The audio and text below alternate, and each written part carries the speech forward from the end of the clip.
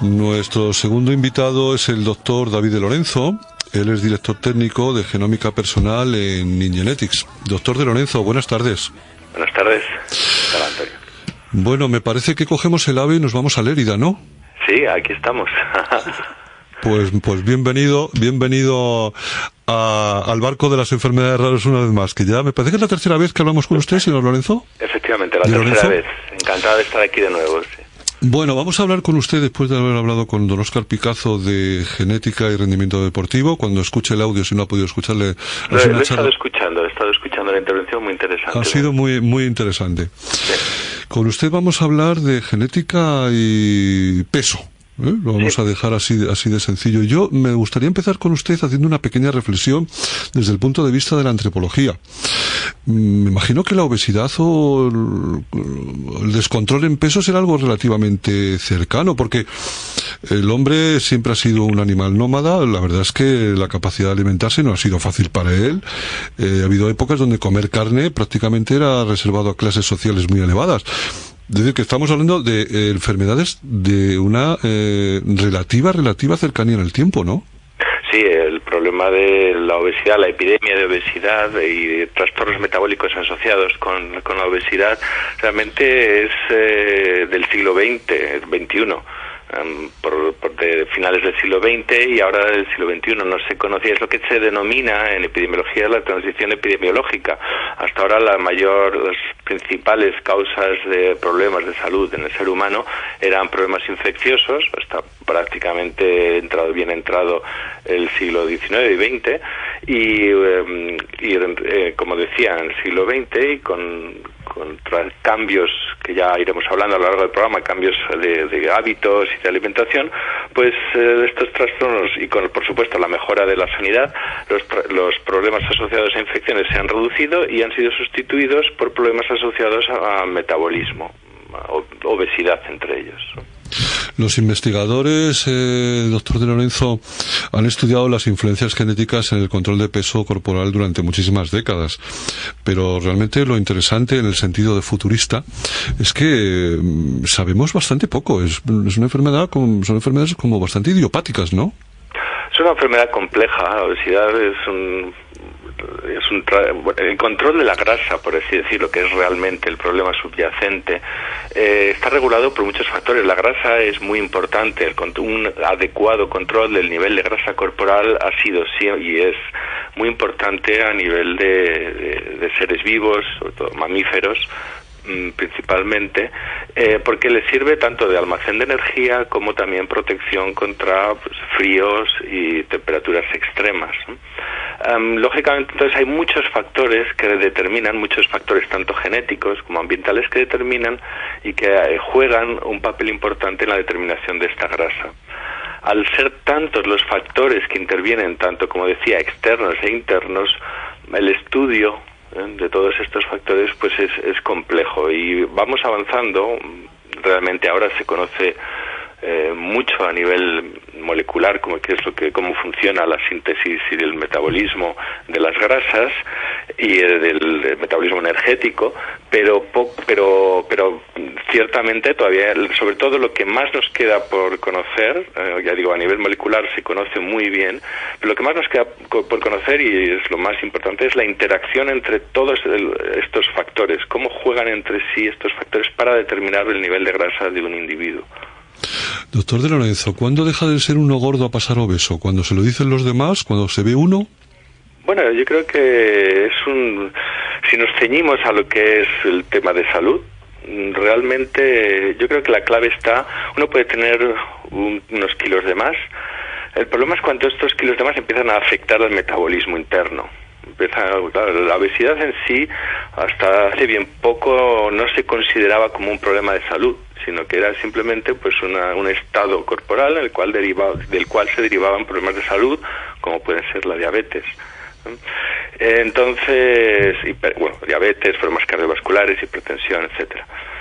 Ahora ya debido a la importancia que tiene la obesidad en nuestra sociedad, pues se está empezando a considerar como un problema de salud en sí. Pero como decía, realmente lo que es la diferencia entre tener unos kilos de más y ser un problema ya, yo creo que está en el momento en que una persona empieza a notar que la obesidad o estos kilos de más le empiezan a ser causa o los ve asociados a un problema pues de problemas de control de las grasas sanguíneas, de dislipemias, de triglicéridos o colesterol elevado, presión arterial elevada, resistencia a insulina, que es cuando que realmente están muy relacionados con la acumulación de grasa, sobre todo grasa abdominal.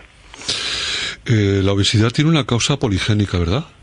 Sí, efectivamente. Los últimos estudios que hay hablan de cientos de genes. El último estudio más intensivo fue el de los 2000. Uno de los más claros y recientes fue en 2015, de unos 100 genes más o menos. Recientemente hay otros estudios de asociación en el cual se intentan descubrir genes que afectan a la obesidad. Estamos a pues unos cuantos centenares de genes, desde luego.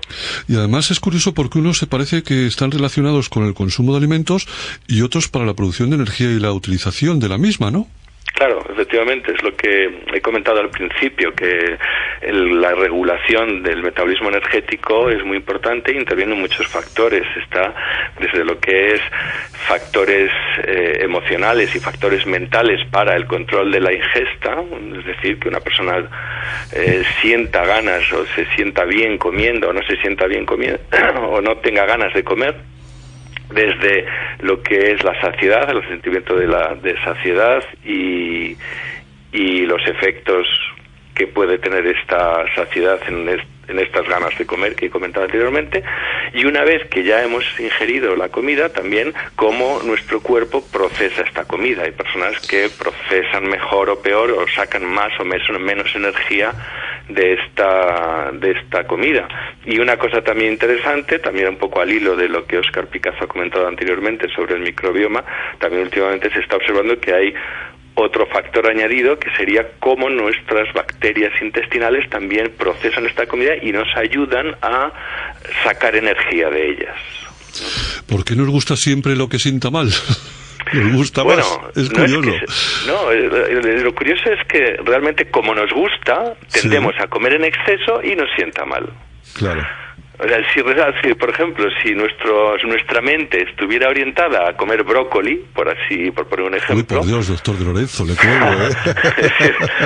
Bueno, ya sé que es difícil de imaginar, pero imaginémonos por un momento que el brócoli es el azúcar de los seres humanos y nos atiborráramos a brócoli.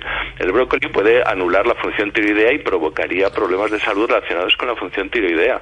Y estaríamos todos poniendo las manos en el cielo prohibiendo o poniendo tasas al brócoli, ¿no? Realmente es eso, al final es que hay una apetencia por carbohidratos, sobre todo azúcar, donde se puede sacar energía muy fácilmente y donde nuestro cuerpo puede obtener energía muy fácilmente, y entonces dice, bueno, pues lógicamente nos intenta convencer para que tomemos la mayor cantidad de azúcar posible, porque no sabe si en el futuro pues puede ser que no tengamos energía, y como comemos tanta cantidad, pues al final nos acaba sentando mal. David, realmente, desde su punto de vista, ¿hasta dónde conocemos la interacción entre los alimentos, la obesidad y los genes? La conocemos bien poco. Conocemos factores individuales, como pueden ser, ya he dicho antes, factores a nivel molecular, el efecto de la leptina, la grelina en el control de la saciedad, que son dos moléculas importantes que determinan el hambre que tenemos, básicamente, y también cómo esta energía, estos alimentos que nosotros ingerimos, cómo se transforman en energía, cómo se transforman en grasa.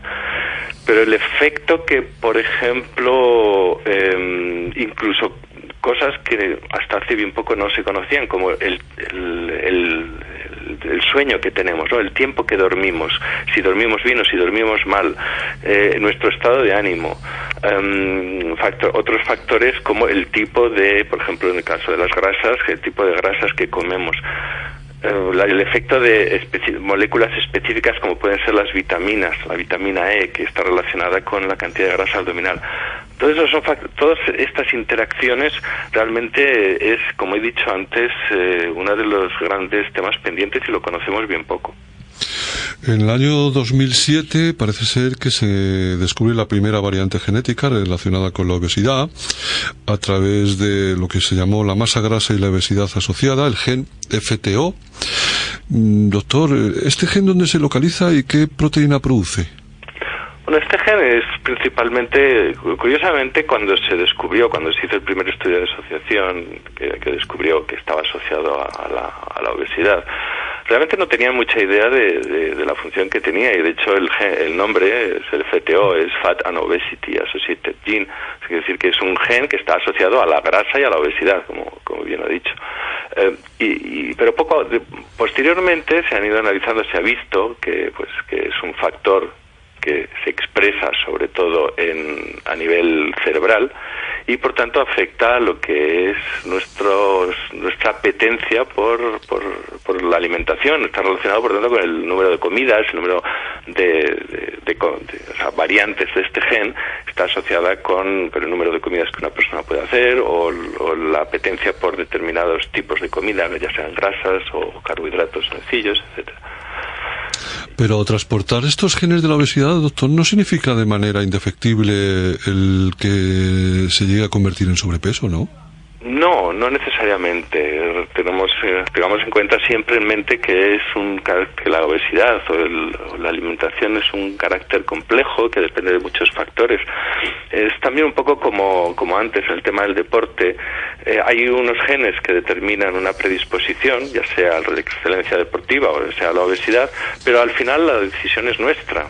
Es decir, que nosotros vayamos a entrenar o que nosotros comamos bien o comamos mal, o comamos mucho o comamos poco, es una decisión individual, consciente. Sí que es cierto que hay personas que esta decisión de comida, por ejemplo, de comer de manera saludable, le puede costar más o necesita mayor fuerza de voluntad que otras personas. Y ante situaciones en las que, por ejemplo, una persona puede estar más débil de fuerza de voluntad, pues es cierto que entonces pues estas personas con una mayor predisposición genética a la obesidad pues acabarán con una mayor probabilidad con unos kilos de más. Hay otro gen que se denomina factor neurotrófico derivado del cerebro, cuyo acrónimo es BDNF, que se relaciona con un consumo elevado de una serie de productos, ¿no? Que produce que se consuman más calorías, ¿no? Sí, es curioso, ¿no? Porque cuando se empezó el estudio de la obesidad, cuando la obesidad empezaba a ser un problema epidemiológico, se estudiaban muchos factores, pues eso, como he dicho antes, ¿no? La leptina y la grelina son factores moleculares que determinan la saciedad, o otros factores que la alimentación, otros factores que pudieran ser importantes a la hora de metabolizar o de convertir la energía en grasas, ¿no? Factores moléculas o enzimas que participaban en la síntesis de grasas. Se pensaba que era más un tema energético o metabólico, ¿no? Es decir, cuanto más comes, pues lógicamente pues generas más grasa y entonces generas la obesidad. Y últimamente se está viendo que hay todos estos factores, tanto el FTO como el factor neurotrófico derivado del cerebro, el BDNF, son muy importantes, muy relevantes y tienen un gran peso en la predisposición a obesidad, y por tanto el tema de la gestión mental del hambre es uno de los factores principales del riesgo a la obesidad. Doctor de Lorenzo, yo creo que sería de recibo que saludase usted al señor Picazo y el señor Picazo le saludase usted. Hola, Óscar, ¿cómo estás? ¿Qué tal, David? ¿Qué tal? Ya he oído tu charla, me ha gustado mucho. Muy bien explicado todo. Muchas gracias, me está gustando mucho también. Bueno, es curioso, doctor, que los ratones y los seres humanos tienen firmas genéticas de la obesidad similares. Sí, bueno, al fin de cuentas, como he dicho antes, la grasa es un mecanismo para los mamíferos, para almacenar energía, que tenemos los mamíferos en común para almacenar energía y también protegernos en situaciones climáticas extremas, y compartimos la mayor parte de los mecanismos de regulación que se generaron cuando aparecieron las grasas y cuando apareció como estas grasas como mecanismo de defensa. Entonces, lógicamente, Doctor, ¿podríamos extrapolar los resultados de los experimentos con ratones a los seres humanos? Por lo menos hasta un cierto grado. Hasta un cierto grado, no directamente. Ahora también el metabolismo de los ratones es ligeramente diferente. De hecho, el tema de obesidad, muchos estudios se hacen de metabolismo de la obesidad se hacen con porcino, ¿no? En cerdos, porque el metabolismo del cerdo y la alimentación del cerdo pues es irónicamente muy similar a la humana, ¿no? Comen de todo básicamente, igual que nosotros. ¿Hay algún experimento con ratones que nos pueda explicar con respecto a lo que estamos hablando? Sobre algún resultado, pues de, no sé, de darles de comer de una manera, luego aumentarles la comida de otra, a ver si unos engordaban, otros no engordaban. ¿Hay algunos? Habrá, ¿no? Donde más curiosamente se está haciendo, y puede ser interesante, es muy prometedor, son estudios de microbioma, porque manejar el microbioma en humanos, en ratones, es muy sencillo. Por ejemplo, y aquí, de hecho, uno de los primeros estudios donde se vio la importancia del microbioma en la obesidad... Doctor, ¿qué es el microbioma? Perdón, el microbioma es lo que se ha denominado clásicamente la flora intestinal. No es flora, porque no son plantas, son bacterias, pero es todas las bacterias que están en nuestro intestino y que de una manera simbiótica pues se alimentan de lo que nosotros comemos, y además también generan una serie de nutrientes que nosotros aprovechamos. Entonces, son muy importantes a la hora de extraer energía de los alimentos, porque de hecho se ha observado que aquellas bacterias que tienen una mayor capacidad de extraer energía de nuestros alimentos, de los que nosotros no podemos digerir, como pueden ser muchos componentes de los vegetales. Nosotros no somos como los rumiantes. Bueno, de hecho los rumiantes tampoco pueden hacerlo y tienen una serie de bacterias que les ayudan a digerir la hierba, pero nosotros cuando tomamos verdura, las bacterias nos ayudan a digerirlas. Entonces, cuanto mayor capacidad de extraer energía tienen estas bacterias, o sea, las personas que tienen bacterias con una mayor capacidad de extraer energía, es más probable que acaben con unos kilos de más. Y eso se vio en ratones, precisamente. Curioso. Hay muchos genes, David, en nuestros genomas que son capaces de influir en nuestro peso corporal, como estamos hablando, pero curiosamente muchos de estos genes controlan los procesos en el cerebro, ¿no? Sí, es lo que he comentado anteriormente, que una de las grandes sorpresas, por así decirlo, porque realmente cualquier persona que ya trabajaba en obesidad pues lo tenía bastante claro. El tema de obesidad pues tiene un componente conductual muy importante. Porque al final el apetito es un fenómeno creado por el sistema nervioso, ¿no? Sí, efectivamente, y controlado por moléculas que se generan tanto en el estómago, como en las grasas, como en el tejido graso, como en otros organismos, ¿no? Pero al final todos son mecanismos que llegan al hipotálamo, que es el centro conductual de nuestro cerebro, y determina pues que tengamos hambre, que no tengamos hambre, que comamos de manera controlada, de manera tranquila, que comamos de una manera más acelerada, y por tanto todo esto afecta a la probabilidad de que desarrollemos pues obesidad. ¿Qué es de cierto en eso que se dice a nivel de calle, que cuanto más comes, más grande se hace el estómago y entonces más necesidad tienes de comer? ¿Eso es verdad? Es en parte cierto, porque al final todo es como decía, un control es un control químico, neuroquímico, podríamos decir, en el cual, pues, de hecho, hay un tema que es lo que se denomina actualmente es la resistencia a la leptina. La leptina es una molécula que genera nuestro tejido graso y nos hace sentirnos saciados. Pero resulta que, es decir, que si tú comes mucho y el comer mucho hace que empieces a generar tejido graso, el tejido graso genera esta leptina, la leptina te hace dejar de comer, de tal manera que se equilibra, por tanto ya no sintetizas más grasa. Pero llega un momento en que si comes mucho y mucho y mucho y mucho y se empieza a generar mucha grasa, esta grasa genera mucha leptina y esta tanta leptina satura los centros neuronales de nuestro cerebro que reciben esta señal y ya no le hacen caso. Como ya no le hacen caso, piensan que no tienes grasa y que puedes seguir comiendo. Y entonces, pues ahí entra un momento en que entra un ciclo que es que es bueno, pues que puede llegar a producir casos de obesidad mórbida. ¿La grasa corporal es heredable?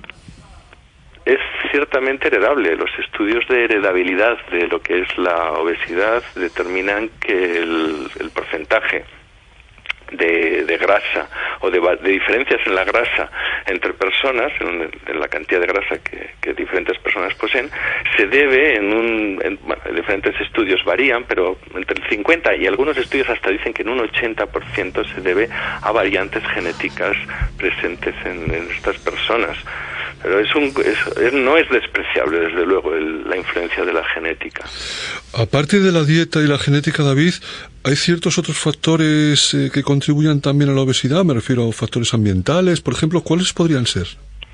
Bueno, uno de los que últimamente se está descubriendo y que realmente está cobrando cada vez mayor relevancia es el tema de los ritmos circadianos, es decir, lo bien que una persona duerme durante la noche, si duermes mucho, si duermes poco, si duermes suficiente, incluso si tienes alterados personas que trabajan durante la noche y duermen durante el día.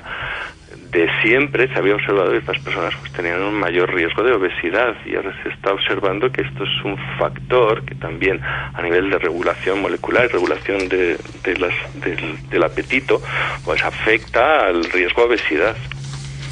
O sea que el dormir mal es un factor de riesgo. Exacto, el dormir mal o poco aumenta el riesgo de obesidad, o dormir a malas horas, o dormir a horas que no toca, ¿no? Es durante el día, por ejemplo. Curioso.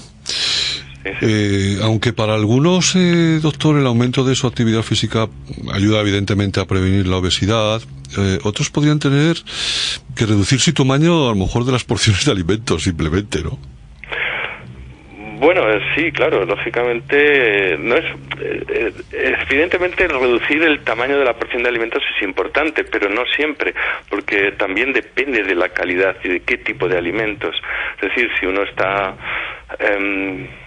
tomando una alimentación adecuada y llena de nutrientes como pueden ser verduras o carbohidratos complejos y de bajo índice glucémico, es decir, que se procesa, que liberan energía poco a poco, pues eso al final lo que hace es que te mantienes satisfecho, te mantienes saciado durante mucho tiempo y hace que no piques entre horas, ¿no? Entonces, y a lo mejor si reduces la cantidad de ingesta, te hace que tengas más hambre antes y comas con mayor frecuencia, y eso tampoco es tan bueno, ¿no?